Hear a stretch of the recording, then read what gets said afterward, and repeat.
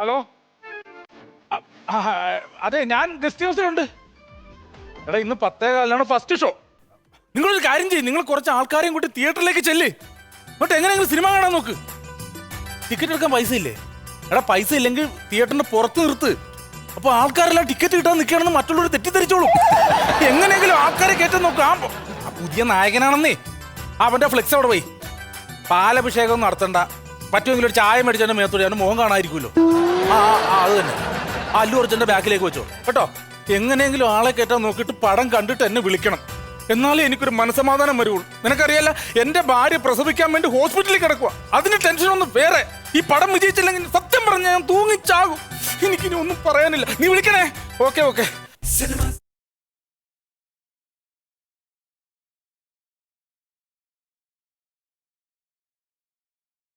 ഇവിടെ താനൊരു ഡയറക്ടറാണോ? തനിക്ക് വല്ല ഉത്തരവാദിത്വം ഉണ്ടോ? ഞാനൊരു പ്രൊഡ്യൂസറായി ഞാനിവിടെ കിടന്നു എന്നെ തീ പിടിച്ച് നടക്കുവാണ് ഞാൻ. സാർ എന്റെ ഉത്തരവാദിത്തത്തെ കുറിച്ച് മാത്രം പറയാം സാർ. ഇന്ന് നമ്മുടെ പടം റിലീസ് ആവുന്ന ദിവസമാണ്. ആ റിലീസ് ഡേയിൽ നമ്മുടെ ചാനലുകളിൽ പോയി തള്ളി വെച്ചു കൊടുക്കണം. ഞാൻ തള്ളാൻ പോയിരുന്നതാണ്. ചാനലിൽ പോയി തള്ളാൻ പോയല്ലേ? അതെ. എടോ ആദ്യം ഈ പടവും ഇറങ്ങി അതിന്റെ റിസൾട്ട് വന്നിട്ട് ചാനലിൽ പോയി തള്ളിയാ പോരെ. ഈ ചാനലിൽ പോയിരുന്നു പടത്തിന് മുമ്പ് തള്ളിയവരുടെ അവസ്ഥ അറിയാലോ. പടത്തിന്റെ അവസ്ഥ അറിയാലോ. അറിയാം സാർ. എന്റെ ഭാര്യ ഇന്ന് ആശുപത്രി ഹോസ്പിറ്റലിൽ പ്രസവിക്കാൻ വേണ്ടി പ്രസവ വാർഡിൽ കയറ്റി വെക്കുക. ഓപ്പറേഷൻ ആക്കുന്നു. അതെല്ലാം മാറ്റി വെച്ചിട്ട് ഞാൻ എന്റെ സ്വർണ്ണങ്ങളെല്ലാം പണയം വെച്ച് തേണ്ട ഗോൾഡ് കവറിങ് വിട്ടിട്ട് നടക്കുന്നത്. ഈ പടം ഡയറക്ടർ ഞാനാണെങ്കിൽ ഇത് 100 കോടി ക്ലബിൽ കയറിയിരിക്കും. എത്ര കോടി ക്ലബിൽ? 100 കോടി ക്ലബിൽ കയറിയിരിക്കും. 100 കോടി ക്ലബിൽ കയറിയില്ലെങ്കിൽ നീ ക്ലബിൽ പോയിട്ട് നിന്റെ വീട്ടിൽ പോലും നീ കയറൂല. അതിനുള്ള പരിപാടി ഞാനിവിടെ ഒപ്പിച്ചു വെക്കും. ഒരു കാര്യം ഞാൻ പറഞ്ഞേക്കെ സാറ്, സാറിന്റെ ഭാഗത്ത് മിസ്റ്റേക്ക് ഉണ്ട്. സിനിമ എന്ന് പറയുന്നത് സംവിധായകന്റെ സ്വതന്ത്രമായ ഒരു കലയാണ് അല്ലേ? ഈ സിനിമയ്ക്കകത്ത് നായകനും നായകനും കൂടി വിരഹിക്കുന്ന ഒരു രംഗമുണ്ട് ഒരു പാട്ട് സീനിൽ. അത് കുളു മണാലി, മലേഷ്യ, സിംഗപ്പൂർ ഇവിടെ വെച്ചെടുക്കാൻ തന്നെ ഞാൻ പറഞ്ഞത്. നിങ്ങൾ സമ്മതിച്ചോ? നീ ഒരു കാര്യം ചെയ്യടാ. നിനക്ക് എവിടെയെങ്കിലും ടൂർ പോകണമെങ്കിലേ നീ ഒരു പേപ്പറിൽ ലിസ്റ്റ് എഴുതി ഇങ്ങത്താ. എന്നിട്ട് ഞാൻ നിന്നെ അവിടെ കൊണ്ടുപോകാം എന്റെ ചെലവിൽ. നിന്റെ പേക്ഷകളി ഉണ്ടല്ലോ, അത് എന്റെ അടുത്ത് കിടക്കൂല. ഞാൻ പറഞ്ഞതാണ്. പടം പൊട്ടിപ്പോ എന്നെ പറയരുത്. അവസാനം എവിടെ കൊണ്ട് നിർത്തി? ബൈലിൽ കൊണ്ട് നിർത്തി. പിന്നെ നെല്ല് കുഴണ സീന് ഓസ്ട്രേലിയയിലും മണാലിയിലും പോയി എടുക്കാടാ. നെല്ല് കുഴണ സീൻ പാടത്ത്.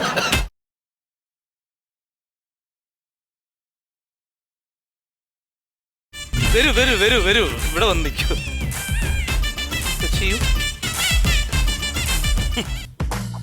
ഒപ്പു ഒപ്പു, കാശല്ലേ തരുന്നു. ഒപ്പു.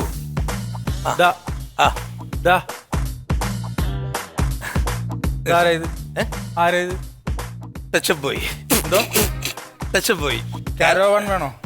കാരവാൻ നല്ലവണ്ണം നോക്കിയത് എടുക്കണം. ഞാൻ പറയാനിരിക്കുകയായിരുന്നു. എന്റെ ചെലവില്? അതെ കാരവാൻ. അതെ അതെ. അല്ലെങ്കിൽ നാളെ ഞാൻ സൂപ്പർ സ്റ്റാർ ആവുമല്ലോ. അപ്പൊ പിന്നെ ഓരോരുത്തർ പരിചയപ്പെട്ട് വെച്ചേക്കണം. നല്ല നീ ഒരു കാര്യം മനസ്സിലാക്കണ്ട. ഇങ്ങനെ വായിരിക്കണം മുഴുവൻ ഞാനാകട്ടെ. എന്തുപറ്റി? നീ എവിടെ പോയി കിടക്കാൻ എത്ര? അയ്യോ, നിങ്ങൾക്ക് അങ്ങനെ പറയാം. ഭാവിയിൽ ഉദിച്ചു വരുന്നൊരു നായകനാണ് ഞാൻ. എനിക്കെന്നെ ഫിസിക്കലി നോക്കേണ്ട ആവശ്യമുണ്ടോ? ഉണ്ടോ ഉണ്ടോ ഉണ്ടോ ഉണ്ടോ? അതിന്റെ പേര് ഞാൻ ജിമ്മിൽ പോയി വർക്കൗട്ട് പോയി. ഒരു നായകൻ എന്ന് പറയുമ്പോൾ അത്യാവശ്യം കയ്യിലും കാലിലും ദേഹത്തും ഒക്കെ എന്തെങ്കിലുമൊക്കെ വരണ്ടേ? എടാ, ഒരു നായകൻ എന്ന് പറയുമ്പോ കയ്യിലും കാലിലും വരേണ്ടത്, മുഖത്താണ് വരേണ്ടത്. മുഖത്ത് മാത്രം പോരാ, തലയിൽ എന്തെങ്കിലും വേണം. തലയിൽ എന്തെങ്കിലും വേണമല്ലോ. വേണം. ഇത്രയും തലയിലുള്ള സാറ് ഇങ്ങനൊരു സംവിധാനം വെച്ച് സിനിമ എടുക്കുവോ? പിന്നെ അല്ലാതെ നിന്റെ അഭിനയം കുഴപ്പം. അയ്യോ, എന്റെ അഭിനയത്തിന് കുറ്റം പറയല്ലേ. ആ ലൊക്കേഷനിൽ കണ്ടുകൊണ്ട് വന്നവരെല്ലാരും കൈയടിച്ചത് ഓർമ്മയുണ്ടോ? എല്ലാരും നിന്ന് നിപ്പി കൈയടിച്ച് ഓർമ്മയുണ്ടോ? നിന്ന് നിപ്പിലടിച്ചത്. നിന്ന് നിപ്പിലടിച്ചത്. അത് മാത്രമല്ല, എന്നെ പുതിയൊരു ആഡ് ചെയ്യാൻ വിളിച്ചിട്ടുണ്ട്. ഓഹോ, നിന്നെ എന്നിട്ട് നീ പോയില്ല? എന്താ? ഞാൻ പോയില്ല. എനിക്ക് പറ്റിയ ഒരു അബദ്ധം. അല്ല, ഇംഗ്ലീഷ് വീക്ക് ആണെങ്കിൽ ഞാനിപ്പോ ഇംഗ്ലീഷ് പഠിക്കാൻ പോകുന്നുണ്ട്. എങ്ങനെ? വാട്സപ്പ് വഴി. വാട്സപ്പ് വഴി? അല്ല, ഇംഗ്ലീഷ് ഒരു നടനാകുമ്പോ ഇംഗ്ലീഷൊക്കെ കുറച്ച് അറിഞ്ഞിരിക്കണം. അല്ലെങ്കിൽ ചിലപ്പോ ഞാൻ ഫീൽഡ് ഔട്ട് ആയാലോ. അതിന് നീ ഫീൽഡിലേക്ക് എപ്പോഴാ കയറിയത്? ഒരു കയറ്റം കയറുമല്ലോ. ഇപ്പൊ നമ്മുടെ പടം കാണാൻ കുറച്ച് പേര് കയറിയിട്ടുണ്ട്. അവര് പുറത്തേക്ക് ഇറങ്ങും. എന്നിട്ട് അവര് പറയും നീ കയറിയോ ഇറങ്ങിയോ എന്ന്. ആര് കയറിയാലും കയറിയില്ലെങ്കിലും നിങ്ങൾ ഇവിടെ നിന്ന് ഇറങ്ങണമെങ്കിൽ ഞാൻ വിചാരിക്കണം. ഗേറ്റ് കൂട്ടാനായിട്ട് ഗേറ്റിനോട് ഞാൻ പറഞ്ഞു. സാറേ, നിങ്ങളെന്ന് പറയണ്ട, ഇവനെന്ന് പറഞ്ഞാൽ മതി. എന്ത് പറ്റി? നിന്റെ ഓഞ്ഞ അവനെ ഒറ്റ കാരണമാണ് എന്റെ പടത്തിന് എന്തെങ്കിലും സംഭവിച്ചു പോയാൽ. എന്റെ ഓഞ്ഞ ഒരു നായിക മരിച്ചു കിടക്കുന്നു, പൊട്ടിക്കരയണ നായകൻ. എവനോട് ആട് പ്ലാവല ചോദിക്കണം കരഞ്ഞു. 92 ടേക്ക്. 91 കള്ളത്തരം പറയരുത്. 91 കൈ നിടാതെ ഞാൻ ചെയ്തത്. ഞാൻ 91 എനിക്ക് നല്ല ഞാനാണല്ലോ ഈ ടേക്ക് എടുത്ത് കൊടുത്തത്. അവസാനം പാക്കപ്പ് ഡേ മാറേണ്ടത് കരുതാണ്.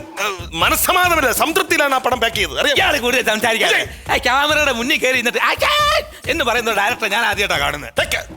ഞാൻ എന്നെ പറ്റി അനാവശ്യം പറയരുത്. എനിക്കിപ്പോ 30 വയസ്സുണ്ട്. ഈ 30ാമത്തെ വയസ്സിലെ ബർത്ത്ഡേ ഉണ്ടല്ലോ ഞാൻ ഒരിക്കലും മറക്കത്തില്ല. ഈ 29 വയസ്സിലെ ബർത്ത്ഡേ ഞാൻ അടിപൊളിയായിട്ട് ആനന്ദകരമായിട്ട് സന്തോഷത്തോടുകൂടി വയറ് നിറച്ച് ഫുഡ് കഴിച്ച് ആഘോഷിച്ചതാ.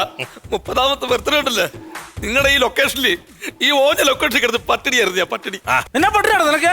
6:30 മണിയായപ്പോഴോ നിങ്ങൾ കുറച്ച് കട്ടൻ ചായയും ചീനിയും കൊണ്ടുവന്നത്. അതൊക്കെ നീ കൊണ്ടുവന്നില്ല, ഞാൻ കൊണ്ടുവന്നില്ലേ? എന്റെ ബർത്ത്ഡേ ആണോ എന്റെ വീട്ടുകാരെ കരയോ അറിയാവോ? 30ാമത്തെ ദിവസം പട്ടിണി കിടക്കുമായിരുന്നു ഞാൻ. അങ്ങനെ പോലും അനുഭവിച്ചിട്ട് ഞാൻ ഇന്ന് വരെ മറുത്തൊരു വാചകം പറഞ്ഞിട്ടില്ല. നീ അനുഭവിക്കണോ? ഞാൻ നോക്കട്ടെ, ഞാൻ എന്തെങ്കിലും ഒരു സൂപ്പർ സ്റ്റാർ ആവുകയാണെങ്കിൽ ഈ നാറിക്ക് ഞാൻ ഡേറ്റ് കൊടുക്കത്തില്ല. ഒരു പടത്തെ അഭിനയിക്കുന്ന നമ്മൾ കാരമണമായിട്ട് വന്നേക്കണ എന്ത് യോഗ്യനാണുള്ളത്? ചുമ്മാ നിന്റെ മുഖം എന്നുള്ള പടം തമിഴിൽ പോയപ്പോ മുഖത്തിന്റെ തമിഴ് ആണല്ലോ. മുഖത്തിന്റെ തമിഴ് അല്ലെങ്കിൽ പടം അങ്ങനെ ഹലോ, കേൾക്കണതാ? ഒന്ന് സൈലന്റ് ആണ്. ഹലോ, ആണോ? കടിക്കരുത്, കടിക്കരുത്.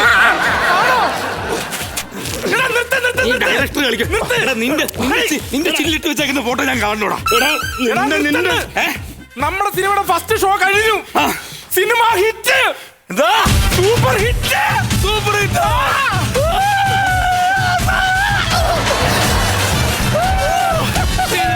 അല്ല, നമ്മള് വിചാരിച്ച് നമ്മളെ സിനിമ പൊളിയുള്ളൂ.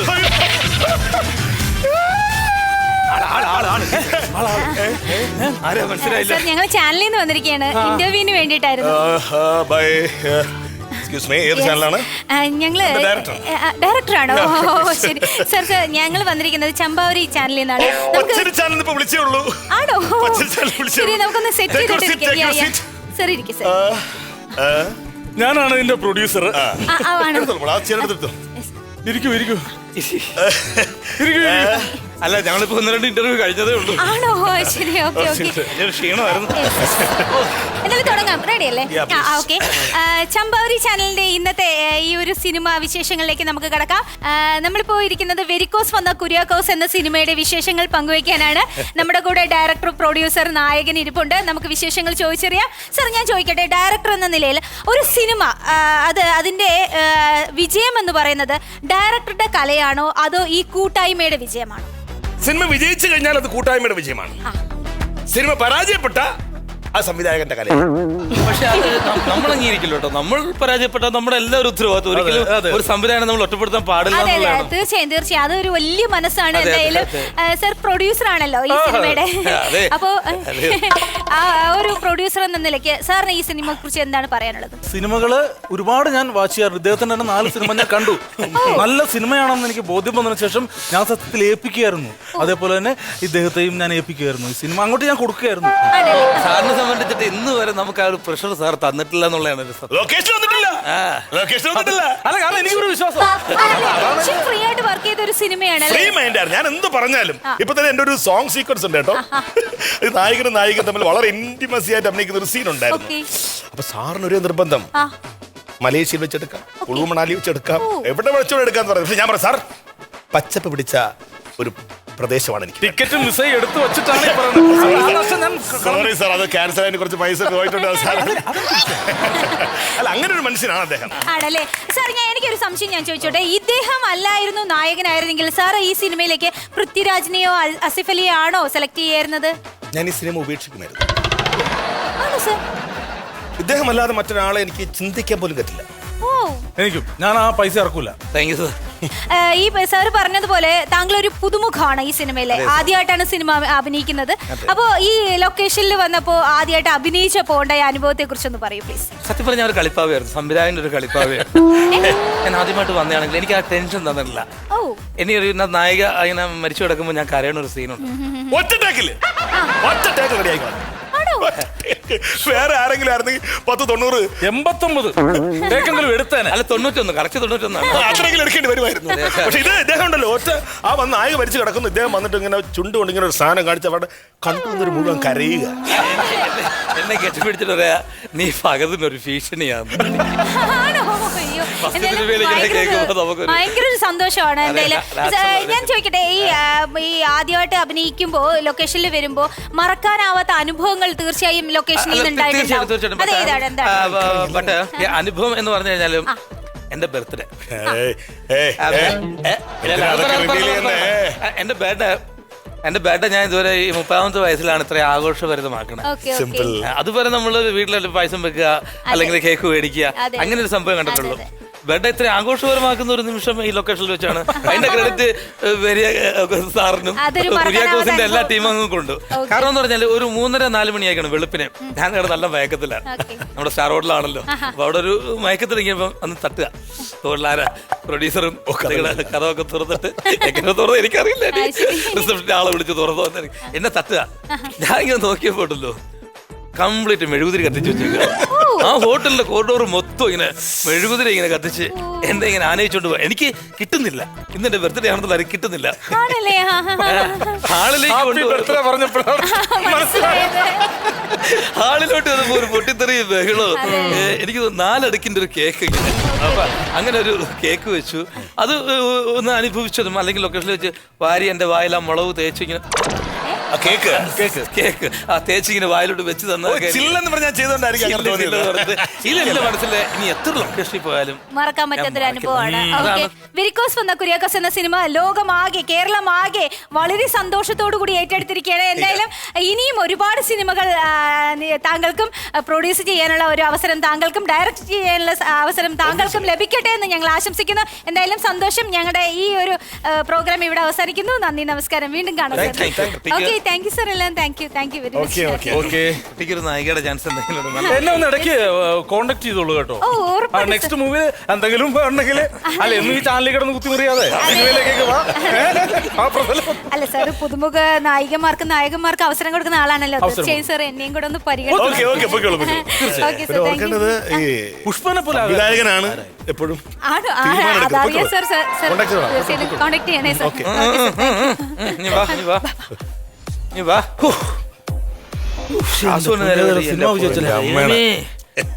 ഒരു മിനിറ്റ്.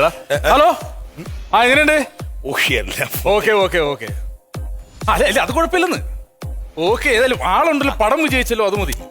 ഞങ്ങൾ അതിന്റെ ഒരു സെലിബ്രേഷൻ ഒക്കെ സംഘടിപ്പിച്ചോണ്ടിരിക്കുകയാണ്. ഓക്കെ. ശരി എന്നാ കാണാം. ഇല്ല വിളിച്ചല്ല ആൾ കയറട്ടെ കയറിക്കൊണ്ടിരിക്കട്ടെ. എല്ലാ തിയേറ്ററും കംപ്ലീറ്റ് 100 ദിവസം ഓടിച്ചോളണം. അങ്ങനെ തന്നെ വേണം.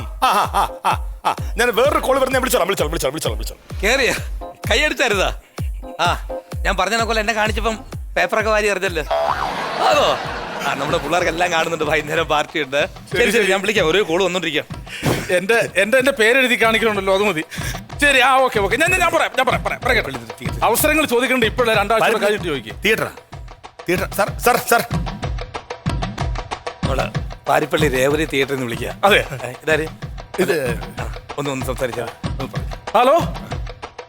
Thank you. അതെ, അതെന്നാന്ന് വെച്ചാ നമ്മളിപ്പോ ഭയങ്കര സംഭവം. അതെ. ഓക്കെ. സന്തോഷമായല്ലോ. എന്തായാലും പടം വിജയിച്ച് സന്തോഷമായി. ഞാൻ എന്തെങ്കിലും പറഞ്ഞു പോയിട്ടുണ്ട്, ക്ഷമിക്കാൻ. അതിലൊക്കെ എന്തിരിക്കുന്നു, കലാകാരന്മാർക്ക് അങ്ങനെ ഇല്ലല്ലോ. ഒരു മിനിറ്റ്, സാറിന്റെ ഫോണിൽ ആരോ വിളിക്കുന്നു.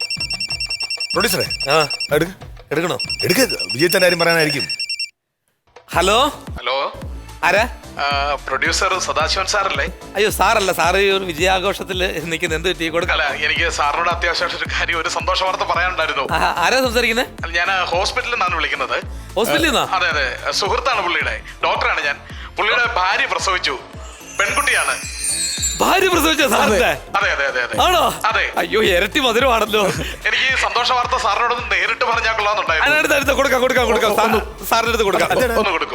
ഇല്ല. സാറിന്റെ ഭാര്യ പ്രസവിച്ചത്. ആരാ വിളിക്കുന്നത്? ഡോക്ടർ വിളിക്കുന്നു. ഹോസ്പിറ്റലിൽ. പറയൂ. സാറേ, എന്ത് ചെയ്യാനാണ്? പലരും വിളിച്ചോണ്ടിരിക്കാന്ന്. സാറേ, ഓരോ കോളിലായിരിക്കും. ഒരു കോൾ അത്യാവശ്യം. ഓക്കെ. അതാ വേറെ ആൾ സംസാരിക്കേ. നടൻ. ഞാൻ വിളിക്കാം. പറയൂ. Hello, congratulations. Thank you. സന്തോഷമായില്ലേ? പിന്നെ സന്തോഷമായിരുന്നു. സത്യം പറഞ്ഞാൽ ഇതെന്റെ മാത്രം കഴിവല്ല. എന്റെ കൂടെ പ്രവർത്തിച്ച ഒരുപാട് പേരുടെ ഒരുപാട് നാളത്തെ പരിശ്രമമാണ് സത്യത്തിൽ ഈ വിജയം. നിങ്ങൾ എന്തേ പറഞ്ഞത്? നിങ്ങൾക്ക് എന്ത് പറ്റി? ഇത് ഞങ്ങൾ എന്ന് പറഞ്ഞു കഴിഞ്ഞാൽ ഓരോ ഷോട്ടും വളരെ വ്യക്തമായിട്ട് പ്ലാൻ ചെയ്തിട്ടാണ് ഞങ്ങളിത് കൈകാര്യം ചെയ്തിരിക്കുന്നത്. അല്ല, അതുണ്ടാകുമല്ലോ. അല്ല, ഇതിപ്പോ നമ്മൾ ഞാൻ പറഞ്ഞ കേൾക്കൂ, ഇത് വിജയിച്ചല്ലോ. ഇതിന്റെ മുന്നോടിയായിട്ട് അടുത്തതിനെ കുറിച്ച് ചിന്തിക്കണം. എന്തായാലും ഞാൻ സദാശിവൻ ഒരു വാക്ക് ഞാൻ പറയാം. പുതുമുഖങ്ങൾക്ക് ഞാൻ അടുത്തതിൽ അവസരം കൊടുക്കും.